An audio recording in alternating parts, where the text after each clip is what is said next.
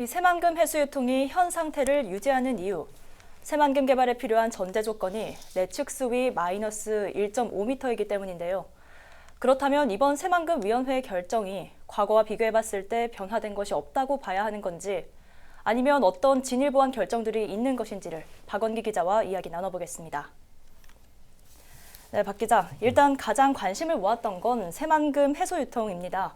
이 보도에서 본 것처럼 하루 2차례 유통시키는 현 상태를 유지하는 건데, 그렇다면 환경단체 입장에서는 얻는 게 없는 것 아닌가요? 일단 표면적으로는 그렇게 보일 수 있습니다. 하지만 새만금 수질 문제에 대해서는 우리 도민들의 관심을 증폭시켰다라는 것, 이 부분만으로도 일단 괄목할 만한 성과를 냈다고 볼 수 있고요.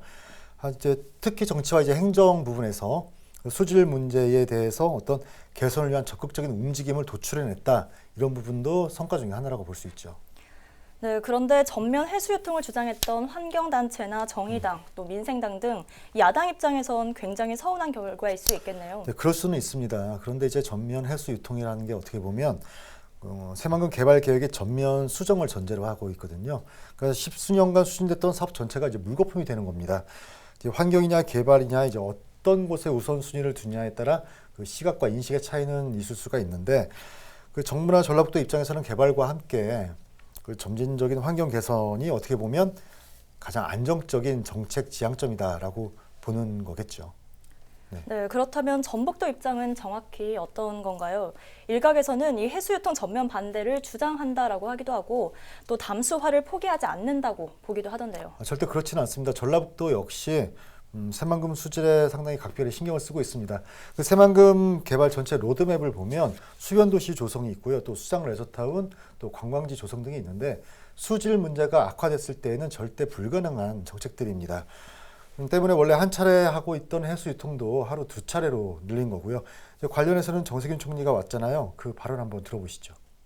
장기적으로 새만금에서 친수 활동이 가능한 수질을 확보할 수 있도록 환경부와 농림부 등 관계기관에서 더욱 세심하게 관리해 주시고, 지역에서도 많은 관심과 노력을 함께 기울여 주시기 바랍니다.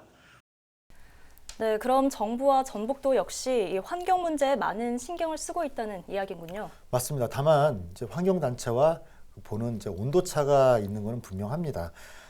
그 전면 해수 유통이 이루어질 경우에는 그 새만금 내측 수위 마이너스 1.5m라는 게 무너집니다.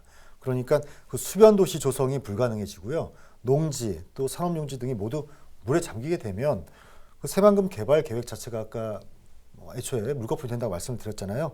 이런 부분들이 작용을 하는 거죠. 네, 그럼에도 중요한 게 환경의 보존 아니겠습니까? 특히 전북이 내세우고 있는 슬로건 중 하나가 생태 문명이잖아요. 그렇죠. 그렇기 때문에 전라북도가 새만금 문제를 조금 더 환경 친화적인 지점에서 시작을 하는 게 중요할 것입니다. 이제 2마리 토끼를 다 잡는다는 게 굉장히 어려울 수는 있겠지만, 현명하고 기민한 정책 수립, 또 실천, 발생할 수 있는 위기들에 대응을 할 수 있는 그 능력을 키워야 되겠죠. 네, 새만금은 전북만의 사업이 아니죠. 국가 사업인데 전북이 보듬고 있는 소중한 자산입니다. 개발에는 속도가, 또 그 속도는 반드시 환경을 염두하며 이루어져야겠죠. 네, 박 기자 수고하셨습니다. 네.